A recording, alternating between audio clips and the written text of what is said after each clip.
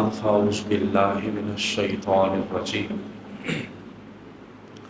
بسم اللہ الرحمن الرحیم قال اللہ تبارک و تعالی فی کلامہ تسبح له السماوات السبع والارض ومن فیہن وَإِن مِّن شَيْءٍ إِلَّا يُسَبِّحُ بِحَمْدِهِ وَلَكِن لَّا تَفْقَهُونَ تَسْبِيحَهُمْ إِنَّهُ كَانَ حَلِيمًا غَفُورًا صدق اللہ مولانا العظیم۔ پارہ نمبر 15 سورہ بنی اسرائیل میں سے ایک آیت کریمہ تلاوت کی ہے۔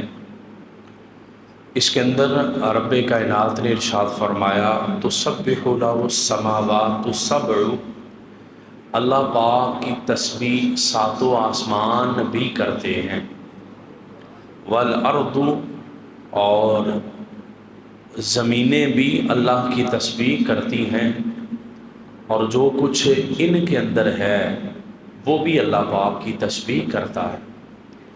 یعنی المختصر یہ کہ دنیا کی ہر چیز، آسمان، زمین اور جو کچھ آسمانوں میں اور زمینوں میں ہے، وہ ہر چیز اللہ پاک کی تسبیح کرتی ہے۔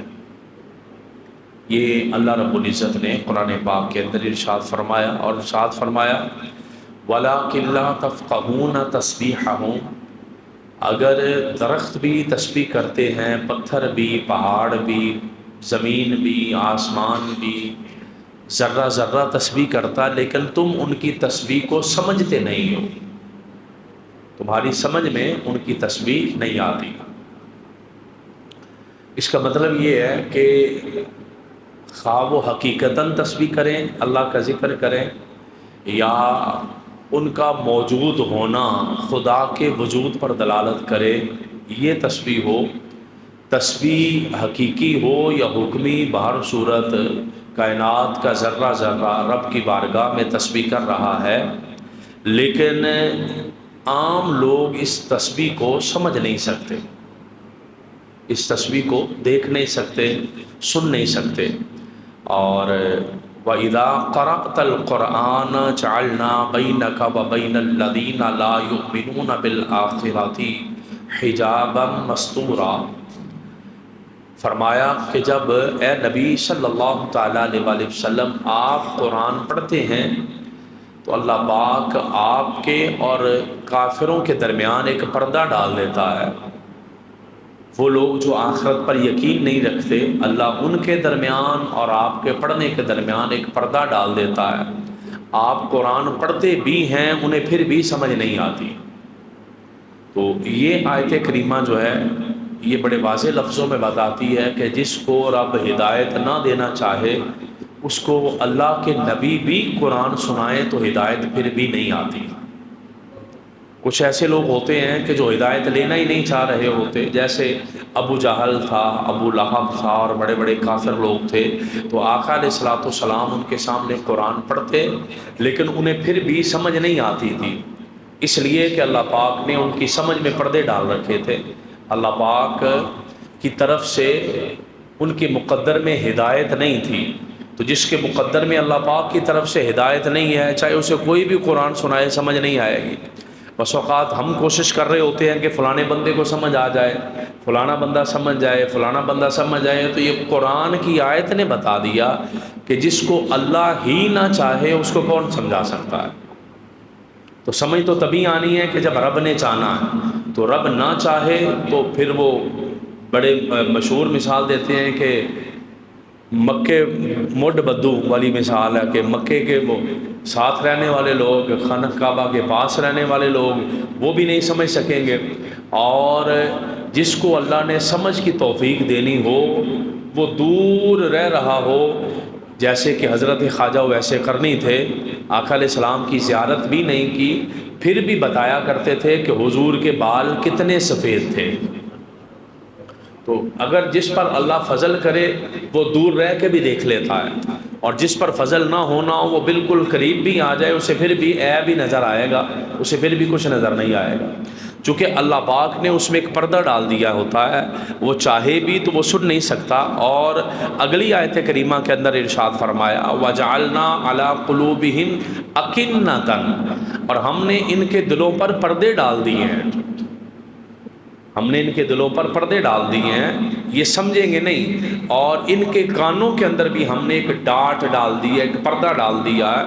اب جب ان کے سامنے قرآن پڑھا جائے، ان کے سامنے ذکر کیا جائے وَلَّوْا عَلَىٰ أَدْبَارِهِمْ نُفُورًا، یہ منہ پھیریں گے اور دوڑ جائیں گے، منہ پھیریں گے اور دوڑ جائیں گے، یہ نہیں سمجھیں گے قرآن کو، یہ نہیں سمجھیں گے حدیث کو۔ میں ایک بات کر کے جلدی اپنے موضوع پر آنا چاہ رہا ہوں، کیا ایسا چہرہ کہ جس کو دیکھ کر 14ویں رات کا چاند بھی شرما جائے، ایسا چہرہ جس کو دیکھ کر 14ویں رات کا چاند بھی شرما جائے، اور جس کو کوئی اجنبی دیکھے اور دیکھ کر کہے کہ یہ جھوٹ نہیں بول سکتا، یہ چہرہ جھوٹے کا نہیں ہے، کیا ایسے بندے کو دیکھ کر بھی ہو سکتا ہے کہ کوئی بندہ کلمہ نہ پڑھے؟ ہاں ایسا ہوا ہے، ابو جہل نے نہیں پڑھا، ابو لہب نے نہیں پڑھا۔ ایسے چہرے کہ جن کے چہرے پر اتنا نور ہے کہ نور وہاں سے صدقے لے رہا ہے، نور وہاں سے خیرات لے رہا ہے، کیا ایسے چہرے کو دیکھ کر بھی ہو سکتا ہے کہ وہ بندہ کلمہ نہ پڑھے؟ ہاں ایسا ہو سکتا ہے کہ وہ بندہ کلمہ نہ پڑھے۔ کیوں؟ جب رب ہی نہ چاہے کسی کو ہدایت دینا تو پھر کیسے ملے گی؟ یہ بات ذہن میں رکھیں آپ۔ اس لیے یہ بڑی خاص بات ہے جو میں نے آپ کو بتائی، اور قرآن نے ہمیں یہ سمجھائی کہ ہدایت تبھی ملتی ہے جب رب چاہے، ہدایت تبھی ملتی ہے جب رب چاہے، رب ہی نہ چاہے پھر ہدایت نہیں ملے گی۔ ہدایت دیتا ہی رب ہے، رب چاہے گا تو ہدایت ملے گی۔ یہ قرآن پاک نے بڑے واضح لفظوں میں بتا دیا، بلکہ بڑی مشہور ہمیں کتابوں میں حدیثیں ملتی ہیں، واقعات ملتے ہیں کہ آقا علیہ الصلوۃ والسلام کے دیکھنے والے، آقا علیہ الصلوۃ والسلام کے کئی رشتہ دار بھی ایسے تھے کہ کلمہ نہ پڑھا انہوں نے، اور نبی پاک صلی اللہ تعالیٰ علیہ وآلہ وسلم پر ایمان لا کر جنت نہ لے سکے، اور کئی ایسے تھے کہ وہ دور حبشہ کے رہنے والے غلام بھی تھے اور آقا کی بارگاہ میں آئے ہیں تو کلمہ پڑھا تو آقا علیہ السلام نے انہیں عاشقوں کا امام بلال حبشی بنا دیا۔ یہ فضل کے سودے ہیں، یہ رحمت کے سودے ہیں، جس پر فضل ہونا ہوتا ہے اسی پر فضل ہوتا ہے، جس پر رحمت برسنی ہے اسی پر رحمت برسنی ہے۔ ہر بندہ کہے کہ نہیں یہ سامنے نہر چل رہی ہے میں بھی پانی لے کے پی لوں، ایسا تھوڑی ہو جاتا ہے۔ ہو سکتا ہے نہر خود ہی نہ چاہ رہی ہو کہ یہ مجھ سے پیے، یہ بھی کوئی ٹائم آ جاتا ہے کہ ایک فیض کا دریا چل رہا ہے اور پاس رہنے والا فیض نہ لے سکا، تو یہ ممکن ہے کہ نہ لے سکے، ورنہ خانہ کعبہ کی چابیاں جن لوگوں کے پاس تھیں بڑا عرصہ تک، حضرت عثمان بن طلحہ نام تھا ان کا، انہوں نے کلمہ نہیں پڑھا۔ پھر آقا علیہ السلام نے جب چاہا، مکہ فتح ہوا تو حضرت عثمان بن طلحہ آقا کی بارگاہ میں آئے، آپ نے چابیاں لی، خانہ کعبہ کھولا، اندر گئے، جا کر حضور نے نفل پڑھے، پھر باہر آئے تو حضرت عثمان بن طلحہ پریشان تھے کہ یہ چابیاں تو مجھے نہیں ملیں گی، یہ چابیاں تو مجھے نہیں ملیں گی جو آقا علیہ السلام کے پاس چلی گئی خانہ کعبہ کی۔ اس لیے کہ ایک مرتبہ آقا علیہ السلام نے پہلے انہیں کہا تھا کہ چابیاں دو، میں نے اندر نماز پڑھنی ہے، تو انہوں نے نہیں دی تھی۔ تو آج ان کے ذہن میں خیال آیا کہ شاید حضور مجھے چابیاں واپس نہ کریں۔ آقا علیہ السلام نے انہیں چابیاں بھی واپس کی اور فرمایا قیامت تک چابیاں تیرے خاندان میں ہی رہیں گی، کوئی اور لے گا بھی نہیں۔ اب فضل ہوا، اب انہوں نے کلمہ پڑھ لیا، اب ان پہ رحمت ہوئی، اب کلمہ پڑھ لیا۔ تو یہ فضل کے سودے ہیں، رحمت کے سودے ہوتے ہیں، یہ جس پہ رب فرما دے، جس پہ رب فرما دے اس پہ فرما دے، جس پہ نہ فرمائے آپ حیران ہو بھئی اس کو نہیں ملا جی، اس کو نہیں ملا۔ وہ بڑا مشہور، مجھے کسی نے ایک بات سنائی بڑی خوبصورت، کہنے لگے کہ وہ ایک بندہ نائی کے پاس چلا گیا بال کٹوانے کے لیے، تو جو نائی تھا وہ رب کو نہیں مانتا تھا، اللہ کو نہیں مانتا تھا، کہتا تھا اللہ ہے ہی نہیں ہے، خدا ہی نہیں ہے۔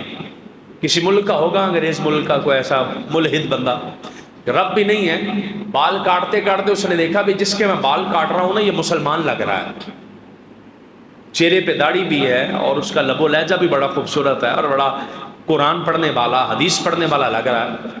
یہ بال کٹوانے والا بندہ مسکرا رہا تھا، بال کٹواتا ہوا وہ نائی کو حوصلہ ہوا ذرا بات کرنے کا، تو بات کرتے کرتے اس نے جملہ کہہ دیا، اس نے کہا جی اللہ ہے؟ نائی نے پوچھا، تو مسکرا کے کہنے لگے ہاں بیٹا اللہ ہے۔ کہا جی اگر اللہ ہے تو پھر آپ کے پاس کیا دلیل ہے؟ کہا بیٹا اتنا بڑا جہان اللہ کے ہونے کی دلیل ہی ہے، زمین آسمان، یہ عرش لوح کرسی قلم، اور جو تمہارے دیکھنے کی چیزیں ہیں، دریا سمندر نہریں، اور صبح دن چڑھنا رات کو ڈوب جانا، ایک نظام چلنا، گرمی آنا سردی آنا، انسان پیدا ہونا جوان ہونا مر جانا، اور سارے معاملات یہ اللہ کے ہونے کی دلیل ہے، یہ سب دلیلیں ہیں۔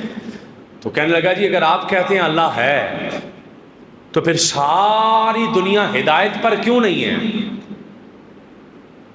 ساری دنیا کو ہدایت پر ہونا چاہیے، ساری دنیا کو اللہ ہدایت پر لے کر آئے، کیوں نہیں اللہ پھر لاتا ہدایت پر سب کو؟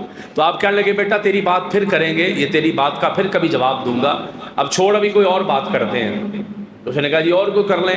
تو کرتے کرتے کرتے وہ بابا جی کہنے لگے بیٹا یہ بال کاٹنے والا اس علاقے میں کوئی ہے؟ کہنے لگا جی میں ہوں نا، کاٹ رہا ہوں۔ تو کہنے لگے وہ راستے میں نے ایک بندہ دیکھا، اس کے بال بکھرے ہوئے ہیں اور ادھر کو گئے ہوئے ہیں اور گندے ہوئے پڑے ہیں اور بری حالت ہوئی پڑی ہے، اس کے بال تو نے کیوں نہیں کاٹے؟ تو کہنے لگا جی اس کی تبھی کاٹوں گا جب وہ میرے پاس آئے گا، آئے گا نہیں تو کاٹوں گا کیسے؟ تو مسکرا کے کہنے لگے بیٹا اللہ بھی ہدایت اسے ہی دے گا جو اللہ کے پاس جائے گا، جو ہدایت لینا ہی نہیں چاہ رہا اس کو اللہ ہدایت کیسے دے دے؟ تو کو کسی دروازے پہ جائے تو صحیح۔ اچھا ہدایت اتنی سستی چیز ہے کہ بن مانگے مل جائے؟ ایسا تھوڑی ہوتا ہے، اس کے لیے تو تڑپنا پڑے گا نا، اس کے لیے محنت کرنی پڑے گی، اس کے لیے آپ کو ٹھوکریں کھانی پڑیں گی، اس کے لیے آپ کو جگہ جگہ جانا پڑے گا، آپ کو دھوکے بھی ہوں گے، فراڈ بھی ہوں گے، آپ کو لگے گا کہ یہ غلط جگہ آ گیا ہوں، پھر آپ صحیح جگہ پہ بھی جائیں گے، پھر یہ بھی ہوگا، پھر وہ بھی ہوگا، پھر کرتے کرتے کرتے ایک ایسا ٹائم آ جائے گا کہ آپ خود ایسے ہو جائیں گے کہ جو آپ کو دیکھے گا اللہ اسے بھی ہدایت عطا فرما دے گا۔ لیکن آپ کے اندر تڑپ تو ہونا، آپ کے اندر وہ طلب تو ہونا مانگنے کی۔ بندے کے دل میں تڑپ ہی نہیں ہے، وہ فلانے بندے کے پاس اتنا پیسہ جی اس نے حج ہی نہیں کیا، وہ بھائی حج پیسوں سے تھوڑی ہونا ہے۔ فلانے بندے کے پاس اتنا پیسہ جی اس نے عمرہ نہیں کیا، وہ بھائی عمرہ جو ہے پیسوں سے تھوڑی ہونا ہے، پھر کیسے ہونا ہے؟ یہ تو تڑپ کی بات ہے، یہ تو لگن کی بات ہے کہ جس نے تڑپ کے آنسو بہائے ہوں تو اس کو مدینے والے مصطفیٰ پھر بلا ہی لیتے ہیں۔ یہ بلاوے کی بات ہوتی ہے، یہ مقدر کی بات ہوتی ہے، یہ بلاوے کی بات ہے کہ جس کے اندر تڑپ تھی اسے بلا لیا گیا، جس کے اندر تڑپ نہیں تھی اسے نہیں بلایا گیا۔ اس لیے یہ ذہن میں کلیئر کر لیں کہ ہدایت اتنی سستی چیز نہیں ہے کہ ہر بندے کو مل جائے۔ ایسا نہیں ہوتا کہ جو آیا جی مسجد میں آ کے تھوڑی دیر بیٹھا باہر نکلا تو ہدایت والا ہو گیا تھا، ایسا تھوڑی ہو جاتا ہے۔ ہدایت بھی ایک بہت بڑی چیز ہے، یہ خاص خاص بندوں کو رب عطا فرماتا ہے، جو خاص خاص ہستیوں کے لیے رب نے چن کے رکھی ہوتی ہے، ہر بندے کو نہیں ملتی ہدایت۔ اور پھر بعض بندے ایسے ہوتے ہیں کہ ہدایت لینے جاتے ہیں۔ میں آپ کو مثال دینے لگا ہوں، مولانا روم نے لکھی، سبحان اللہ کیا خوبصورت بات لکھی۔ کہنے لگے قافلہ کہیں چلا گیا، مسلمانوں کا حج کرنے کے لیے جا رہا ہے قافلہ، تو راستے میں ایک بندہ تھا ان میں سے جس کی آواز اچھی نہیں تھی، اذان اسے ٹھیک نہیں دینی آتی تھی، اسے صحیح تلفظ اس کا نہیں تھا۔ اس نے قافلے والوں سے کہا کہ میں نے اذان دینی ہے، قافلے والوں نے منع کیا بھی اذان نہ دو، قافلے والوں نے منع کیا بھی اذان نہ دو۔ وہ کہنے لگا نہیں جی میں نے اذان دینی ہے۔ قافلے والوں نے اسے کہا بھی تیرا تلفظ بھی ٹھیک نہیں ہے، تیرا انداز بھی ٹھیک نہیں ہے، تیری آواز بھی ٹھیک نہیں ہے، تو اس لیے تو اذان نہ دے، لوگ تیری اذان سنیں گے تو تجھے بدزن ہو جائیں گے۔ اچھا لوگ تیری آواز سنیں گے تو بدزن ہو جائیں گے، تو اذان نہ دے۔ اس نے کہا نہیں میں نے دینی ہے۔ بار بار اسے سمجھائیں بھی تو اذان نہ دے، وہ باز نہیں آیا، کھڑا ہو کے اذان دینے لگ پڑا۔ جب اس نے اذان دی نا، اس علاقے کا عیسائی بادشاہ تھا، اس علاقے کا ایک عیسائی بادشاہ تھا۔ وہ جو عیسائی بادشاہ تھا اس نے اپنے غلام بھیجے، بڑے بڑے تھال دے کے اس میں کھانے، بڑے تحفے تحائف اور بڑا کچھ۔ عیسائی بادشاہ نے اس نے کہا یہ اذان کس نے دی ہے؟ کہا اس بندے نے دی ہے۔ کہا اس کو بادشاہ سلامت نہیں، یہ تحفے دیے ہیں، یہ پیسے دیے ہیں، یہ کھانا دیا، یہ کپڑے دیے ہیں، یہ دیا، یہ دیا، یہ دیا۔ بندے حیران پریشان، بھی اتنی بری اذان دی ہے اس کو تحفے مل رہے ہیں، کپڑے مل رہے ہیں، انعام مل رہے ہیں، ہیرے مل رہے ہیں، جوہرات مل رہے ہیں، اور کھانے مل رہے ہیں، اور پورے قافلے کا کھانا آ گیا اس کی اذان کی وجہ سے۔ بڑے حیران ہوئے۔ انہوں نے کہا جی بادشاہ سلامت سے پوچھو تو صحیح، بھی اتنا بڑا انعام ایسی اذان پہ کس لیے؟ اس نے کہا میری ایک بیٹی تھی۔ بادشاہ نے جواب دیا وہ مسلمان ہونا چاہتی تھی، ہم اسے روکتے تھے تو مسلمان نہ ہو، ہم نے بڑا زور لگایا، پادریوں نے سمجھایا، فلانے نے سمجھایا، ٹمکانے نے سمجھایا، اسے سمجھ نہ آئے۔ آج جب اس بندے نے اذان دی نا تو اس کی آواز اتنی بری تھی، اس کا انداز اتنا برا تھا کہ میری بیٹی کہنے لگی یہ کیا ہے؟ تو میں نے کہا جس مذہب میں تو جانا چاہتی ہے نا، یہ ان کا نماز کی طرف بلانے کا طریقہ ہے۔ وہ کہنے لگی اتنا برا طریقہ، اتنا برا طریقہ؟ ابا جی مجھے اللہ پاک نے ہدایت دے دی، میں نے مسلمان نہیں ہونا۔ استغفر اللہ۔ کہنے لگا جو ہمارے بڑے بڑے پادری نہیں نہ کر سکے، تمہارے اس بسورے بندے نے اذان دے کے وہ کام کر دیا، میری بیٹی کو واپس عیسائی کر دیا، اس لیے ہم انعام دینے ہیں۔ مولانا روم نے یہ لکھ کے بات کہی، آپ فرمانے لگے کہ یہ مسئلہ سمجھانے والا ہے کہ اگر آپ کا دین کی طرف بلانے کا طریقہ ٹھیک نہیں ہے، اگر آپ کا کسی کو ہدایت دینے کا طریقہ ٹھیک نہیں ہے، تو بجائے بندے قریب آنے کے دور چلے جائیں گے اور دور چلے جائیں گے۔ اس لیے جب کچھ لوگ مسجد میں آتے ہیں، بالخصوص رمضان میں آتے ہیں، بالخصوص دیگر مواقع پر آتے ہیں، تو نئے نئے لوگ آتے ہیں، وہ انہوں نے مسجد میں آنا نماز جمعہ کے لیے، اعتکاف کے لیے، نمازوں کے لیے، تو اگر کوئی چھوٹی موٹی پاس بیٹھنے والا بندہ غلطی کر رہا ہے نا مسجد میں، تو اس کا مطلب یہ نہیں ہوتا اس کے منہ پہ تھپڑ مار کے اسے باہر بھیج دیا جائے، اوے تینوں پتہ نہیں لگا، تینوں تمیز نہیں ہے، تینوں حیا نہیں ہے، تینوں یہ نہیں ہے۔ نا، یہ طریقہ کار نہیں۔ میں آپ کو بتاؤں، آقا علیہ السلام کے زمانے میں ایک بدو آیا دیہاتی، اس نے آ کے مسجد میں کھڑے ہو کے پیشاب کر دیا۔ صحابہ کرام مارنے کے لیے دوڑے، آپ نے فرمایا کوئی بندہ نہیں اسے مارے۔